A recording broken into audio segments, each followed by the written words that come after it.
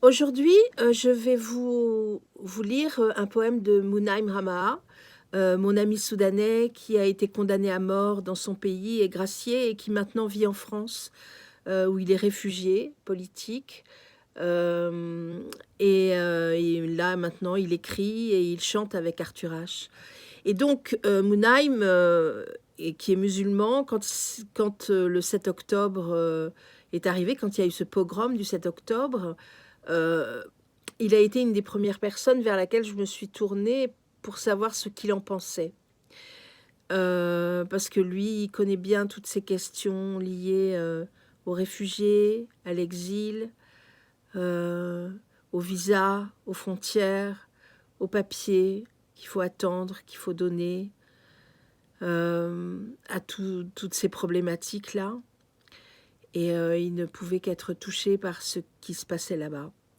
Donc il a écrit un poème qui est, pour moi, est d'une sagesse, incroyable et que je vais vous lire. Elle est obsolète la forme de Gaza, de la Cisjordanie ou de la vieille Jérusalem.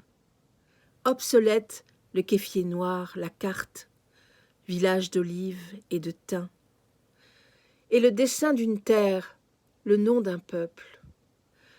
Aucun terme dans les dictionnaires n'est requis, ni référence, fatwa, minaret et temple, pas de monastère ou de congrégation. La terre est un droit, le pain est un droit, la vie est un droit, la maison est un droit. Dans les écoles et les universités, dans les discussions savantes, les cœurs envoyés sur Messenger, la pénicilline pour le corps est un droit. N'avez-vous pas dit Abraham et Moïse, Jésus et Mahomet? Les prophètes de la vérité sont-ils les détenteurs de la vérité? Ce Seigneur est le même Seigneur et la terre est la terre. Au sanctuaire de Baka ou au mur occidental. C'est parce que la terre et le Seigneur sont un. Dans les cours du Chili, dans les petites rues de Jaffa, à New York, Pékin, Moscou, Paris, Vietnam et Tokyo, Damas, Irak, Kaboul, Algérie. C'est lui, elle est elle.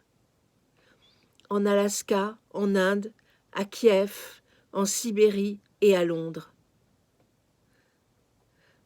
N'avez-vous pas dit que la justice est l'élixir de la vie?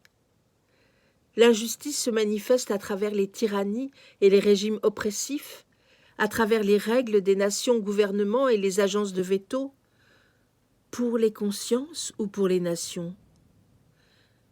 Dépasser la conception d'une terre, le nom d'un peuple, dépasser les marchés d'obligation et d'ordre ou les actions sur le marché boursier, les signes de victoire et les images dans les cadres, dépasser la question à l'ordre du jour des Arabes ou des colonies juives.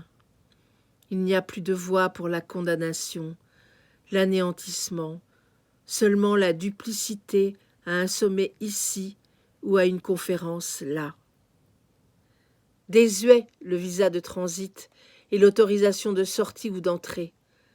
Tout cela doit être maintenant terminé. C'est juste vous et moi.